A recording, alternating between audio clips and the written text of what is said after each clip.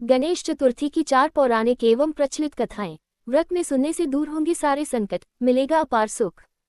संकष्टी गणेश चतुर्थी व्रत करने से घर परिवार में आ रही विपदा दूर होती है।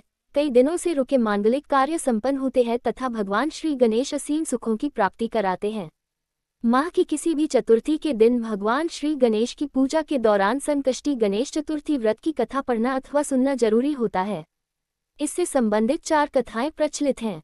यहाँ पाठकों के लिए प्रस्तुत है श्री गणेश की 4 कथाएं। आइए आप भी पढ़ें। पहली कथा। पौराणिक एवं प्रचलित श्री गणेश कथा के अनुसार एक बार देवता कई विपदाओं में घिरे थे। तब वह मदद मांगने भगवान शिव के पास आए। उस समय शिव के साथ कार्तिकेय तथा गणेश जी भी बैठे थे।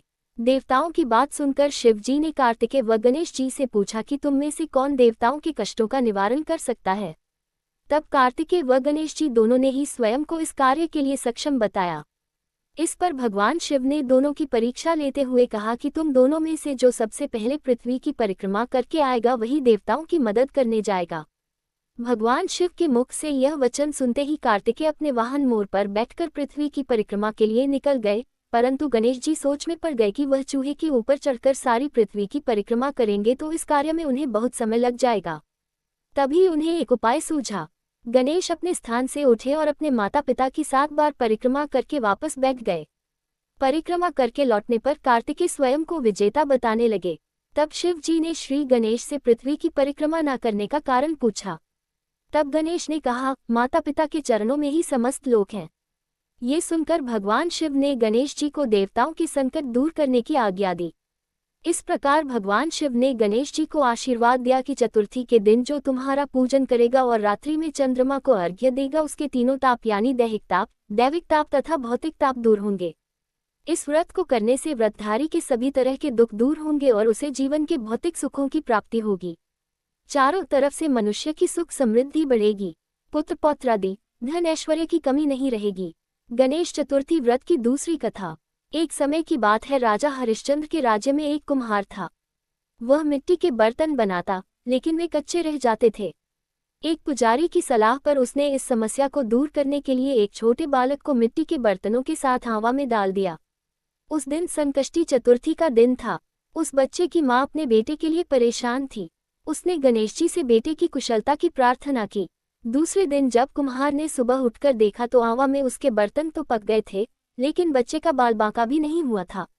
वह डर गया और राजा के दरबार में जाकर सारी घटना बताई। इसके बाद राजा ने उस बच्चे और उसकी मां को बुलवाया तो मां ने सभी तरह के विघ्न को दूर करने वाली संकष्टी चतुर्थी का वर्णन किया।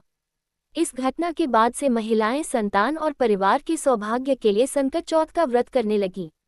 पास के खेत में खाती काम कर रहा था, उसे बुलाया गया। खाती अपना कार्य करने के पहले श्री गणेशाय नमः कहकर गणेश जी की वंदना मन ही मन करने लगा। देखते ही देखते खाती ने सभी पहियों को ठीक कर दिया।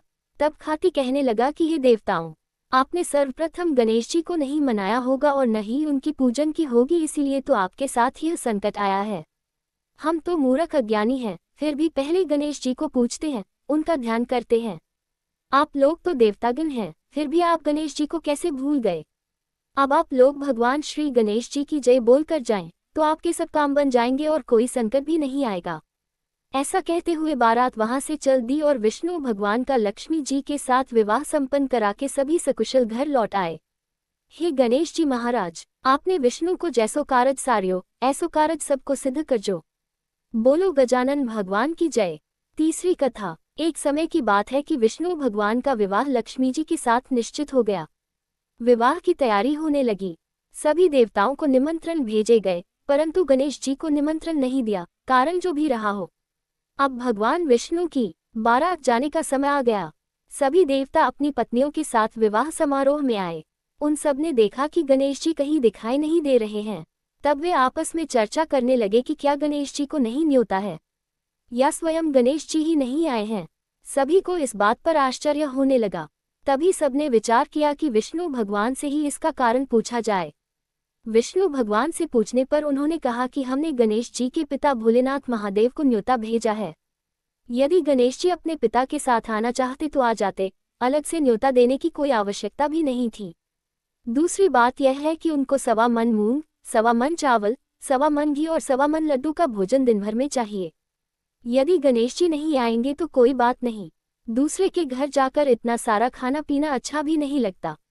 इतनी वार्ता कर ही रहे थे कि किसी एक ने सुझाव दिया, यदि गणेश जी आ भी जाएं तो उनको द्वारपाल बनाकर बैठा देंगे कि आप घर की याद रखना। आप तो चूहे पर बैठकर धीरे धीरे चलोगे तो बारात से बहुत पीछे रह जाओगे। ये सुझाव भी सबको पसंद आ गया, तो विष्णु भगवान ने भी अपनी सहमति दे दी। होना क्या था कि इतने में गणेश जी वहां आ पहुंचे और उन्हें समझा बुझाकर घर की रखवाली करने बैठा दिया। बारात चल दी, तब नारद जी ने देखा कि गणेश जी तो दरवाजे पर ही बैठे हुए हैं, तो वे गणेश जी के पास गए और रुकने का कारण पूछा। गणेश जी कहने लगे कि विष्णु भगवान ने मेरा बहुत अपमान किया है। नारद जी ने कहा कि आप अपनी मूषक सेना को आगे भेज दे, तो वह रास्ता खोद देगी जिससे उनके वाहन धरती में धंस जाएंगे, तब आपको सम्मानपूर्वक बुलाना पड़ेगा। कौन हारा और कौन जीता? उसके बाद भगवान शिव और माता पार्वती का चौपर खेल शुरू हो गया। ये खेल 3 बार खेला गया और संयोग से तीनों बार माता पार्वती ही जीत गईं। खेल समाप्त होने के बाद बालक से हार जीत का फैसला करने के लिए कहा गया, तो उस बालक ने महादेव को विजयी बताया। ये सुनकर माता पार्वती क्रोधित हो गईं और क्रोध में उन्होंने बालक को लंगड़ा होने, कीचड़ में पड़े रहने का श्राप दे दिया। बालक ने माता पार्वती से माफी मांगी और कहा कि यह मुझसे अज्ञानतावश ऐसा हुआ है, मैंने किसी द्वेष भाव में ऐसा नहीं किया। बालक द्वारा क्षमा मांगने पर माता ने कहा, यहाँ गणेश पूजन के लिए नागकन्याएं आएंगी, उनके कहे अनुसार तुम गणेश व्रत करो, ऐसा करने से तुम मुझे प्राप्त करोगे। ये कहकर माता पार्वती शिव के साथ कैलाश पर्वत पर चली गईं।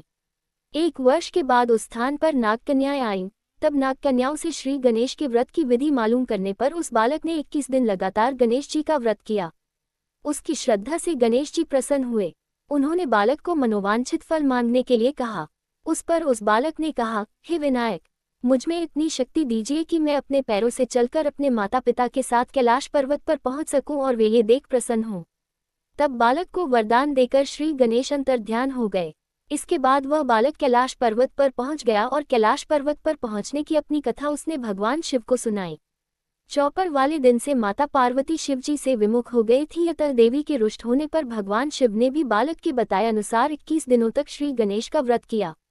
इस व्रत के प्रभाव से माता पार्वती के मन से भगवान शिव के लिए जो नाराजगी थी वह समाप्त हो गई। तब यह व्रत विधि भगवान शंकर ने माता पार्वती को बताई। ये सुनकर माता पार्वती के मन में भी अपने पुत्र कार्तिकेय से मिलने की इच्छा जागृत हुई। तब माता पार्वती ने भी 21 दिन तक श्री गणेश का व्रत किया तथा दूर्वा, फूल और लड्डुओं से गणेश जी का पूजन अर्चन किया। व्रत के 21वें दिन कार्तिकेय स्वयं माता पार्वती जी से आ मिले। उस दिन से श्री गणेश चतुर्थी का ये व्रत समस्त मनोकामनाओं की पूर्ति करने वाला व्रत माना जाता है। इस व्रत को करने से मनुष्य के सारे कष्ट दूर होकर मनुष्य को समस्त सुख सुविधाएं प्राप्त होती हैं। चौथी कथा। श्री गणेश चतुर्थी व्रत की पौराणिक कथा के अनुसार एक बार भगवान शिव तथा माता पार्वती नर्मदा नदी के किनारे बैठे थे। वहां माता पार्वती ने भगवान शिव से समय व्यतीत करने के लिए चौपर खेलने को कहा। शिव चौपर खेलने के लिए तैयार हो गए, परंतु इस खेल में हार जीत का फैसला कौन करेगा, ये प्रश्न उनके समक्ष उठा तो भगवान शिव ने कुछ तिनके एकत्रित कर उसका एक पुतला बनाकर उसकी प्राण प्रतिष्ठा कर दी और पुतले से कहा, बेटा, हम चौपर खेलना चाहते हैं, परंतु हमारी हार जीत का फैसला करने वाला कोई नहीं है, इसलिए तुम बताना कि हम दोनों में से कौन हारा और कौन जीता। उसके बाद भगवान शिव और माता पार्वती का चौपर खेल शुरू हो गया।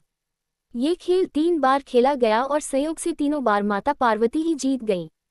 खेल समाप्त होने के बाद बालक से हार जीत का फैसला करने के लिए कहा गया, तो उस बालक ने महादेव को विजयी बताया। ये सुनकर माता पार्वती क्रोधित हो गईं और क्रोध में उन्होंने बालक को लंगड़ा होने, कीचड़ में पड़े रहने का श्राप दे दिया। बालक ने माता पार्वती से माफी मांगी और कहा कि यह मुझसे अज्ञानतावश ऐसा हुआ है, मैंने किसी द्वेष भाव में ऐसा नहीं किया। बालक द्वारा क्षमा मांगने पर माता ने कहा, यहाँ गणेश पूजन के लिए नागकन्याएं आएंगी, उनके कहे अनुसार तुम गणेश व्रत करो, ऐसा करने से तुम मुझे प्राप्त करोगे। ये कहकर माता पार्वती शिव के साथ कैलाश पर्वत पर चली गईं।